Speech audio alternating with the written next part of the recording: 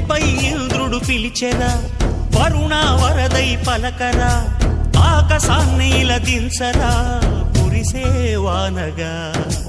మారని ఆతన తీర్చగా, మాతల రాతలు మార్చగా, ఈ జలయజ్ఞము సాక్షిగా తలనే వంచరా. మహారాజు తాని సమిధల్లి మారి నిలువెల్లా వెలిగెరా, భోగాన్ని విడిచి త్యాగాన్ని వలచి తాపసిగా నిలిచెరా. జనక్షేమమే తన సంకల్పముగా, తన ఊపిరి హోమజ్వాలలుగా, స్వర్గాన్నే శాసించెనురా, అమృతమును ఆహ్వానించెనురా.